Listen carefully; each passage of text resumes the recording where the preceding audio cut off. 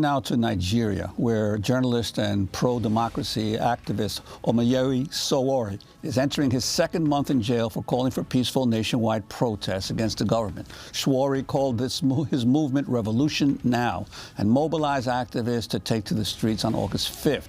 But just 2 days before the protests were set to begin, he was arrested by the state and accused of attempting to take over the government. He's been in prison for more than a month now as human rights groups continue to call for his immediate release. He's a human rights activist and the publisher of the online news site Sahara Reports, based in New York City, and has lived in the United States for many years. He ran against President Muhammadu Buhari earlier this year in an election he said lacked a level playing field. His party, Africa Action Congress, declared August 5th the start of the Days of Rage, inspired by the recent popular uprising in Sudan that toppled the authoritarian ruler Omar al-Bashir.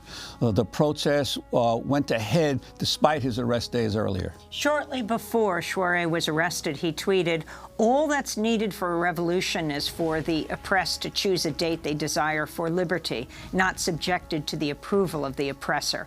Hashtag Revolution Now, hashtag Days of Rage, hashtag August 5th. This is Omoyele Sowore speaking about Revolution Now at a rally in Nigeria in July.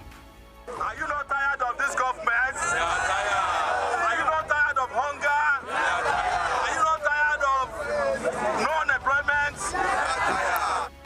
A coalition of press freedom organizations and human rights groups recently petitioned the United Nations and the African Union, while a group called the African Renaissance Organization sent a petition to the U.S. State Department asking the U.S. government to apply pressure on President Muhammadu Buhari for Sowore's release. For more, we're joined by Omoyele Sowore's wife, Opeyemi Sowore, and one of his attorneys, Nani Jensen-Reventlow, the founding director of the Digital Freedom Fund. She's at Columbia Law School. Opeyemi Sowore and Nina Jensen-Reventlow, welcome to Democracy Now! It's great to have you with us. Thanks for having us. You were here when Sowore was arrested in Nigeria, and I have to say I personally know Sowore very well. I traveled with him in Nigeria when we went to cover the U.S. oil company's involvement in the Niger Delta and what they were doing there.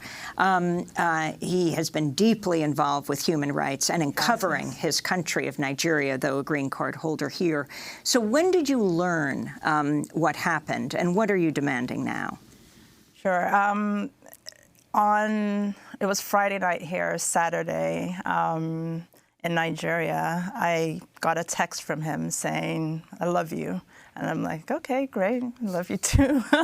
But his cousin started calling me over and over about an hour after that and told me that he'd been detained. And for 4 days, or 3 days, we did not have any contact with him. We didn't know where he was. He was taken by force at his hotel and in Lagos and transported to Abuja.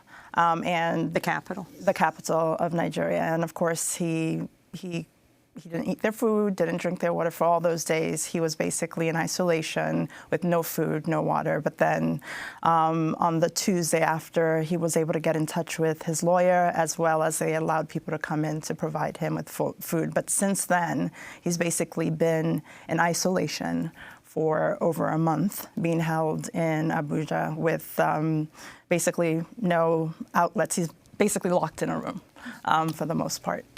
And the formal charges against him are based on? There are no formal charges per se. He's being investigated. So the courts gave the Nigerian government or the DSS the ability to hold him for 45 days to investigate treason, possible treason and terrorism. They based it upon a meeting that he had with Nnamdi Kanu, who has an organization around Biafra. He met with him. Yele made it public. In fact, he disagrees with some of Nnamdi's rhetoric, but he met with him. And Yele's whole thing is bringing in everybody's voices so that Nigeria can be a country for pretty much all of its citizens. So that's one of the things that they mentioned against him. They also mentioned he may have taken money from from international countries, and he met them in Dubai. He has never been to Dubai before, which was an interesting statement on the Nigerian government's part, and no money basically has been found with him. So those were some of the things that they've mentioned and associated with him, but they basically have no grounds for holding him and haven't found any evidence. Nene Jansen-Reventlow, you are part of an international team of attorneys representing Sowore. Can you talk about how you got involved and the significance of his case here in the United States as well? Well known for founding Sahara reporters, reading his reports all the time on Nigeria. I met Sowore for the first time when I still worked for the Media Legal Defense Initiative. We were supporting him in his defense of a number of cases that were brought against Sahara reporters here in the US for their critical investigative reporting. And I was alerted to his case shortly after his arrest and detention. And at that time, Sowore has a really good legal team in Nigeria that represents him, led by Mr. Femi Falana. And they're trying very famous human rights lawyer. And they're trying their best to challenge his detention. So far, unfortunately, that has been unsuccessful. So on behalf of a number of press freedom and human rights organizations, we filed the petition that you just mentioned, calling for the UN and AU special rapporteurs to intervene, basically, because we consider his arrest and detention to be arbitrary and a violation of his right to freedom of expression, freedom of association, and we want them to take action, basically. And what's the general situation in Nigeria for journalists or other critics of the government? What kind of obstacles do they face? It's generally a very challenging environment where both intimidation and also legal repercussions for critical reporting and generally voicing opposition or challenging the regime is met with consequences. Sowore's arrest doesn't stand alone. There have been numerous arrests, also in the context of the 5 August demonstration that actually did take place, where numerous people were arrested, including a number of reporters that work for Sahara reporters, but various other human rights defenders in the country have been arrested over the past months. So the Nigerian court justified Sowore's detention through the Terrorism Act. If you could expand on that. In a ruling on August 8th, the Federal High Court in Nigeria's capital city, Abuja, permitted the holding of Sowore without pressing any charges, and that can be extended. Is that right? This is correct. So the Security Service filed an ex parte request for 90 days of detention under the Terrorism Act to conduct investigations, and an order was issued for 45 days of detention.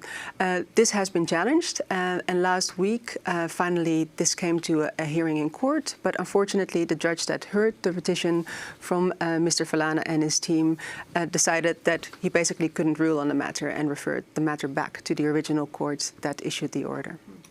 And I'm wondering if you had an opportunity to talk to your husband at all, and what are his spirits like? What has he told you, if you have? Sure. They've allowed him to call twice, so he got to speak to myself and also the children. How old are your kids?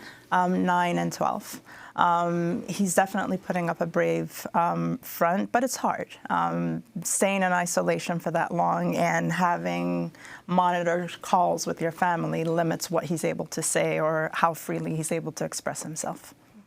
And his use of the word revolution, for his organization, Revolution Now, Nani, if you could talk about the significance of this, they're saying that this amounts to treason. However, they themselves have used that word, talking about the need for revolution in Nigeria. Nigeria, Africa's most populous country. Yeah.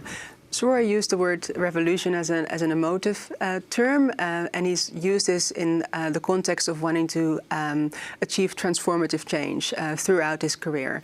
When he founded Sahara Reporters, he said that he wanted to revolutionize news reporting by founding an organization that would rely on investigative citizen reporting.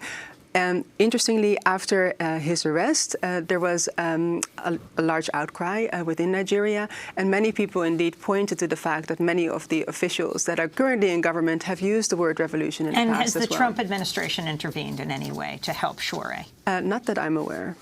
Well, we'll continue to follow Sowore's case, and people should read Sahara Reporters. He is the publisher and founder of that. I want to thank you both for being with us. Abiyemi Sowore is the wife of Omoyele Sowore, who was arrested August 3rd in Lagos, Nigeria. Nana Jansen Reventlow is a part of an international team of attorneys representing Sowore here. That does it for our broadcast.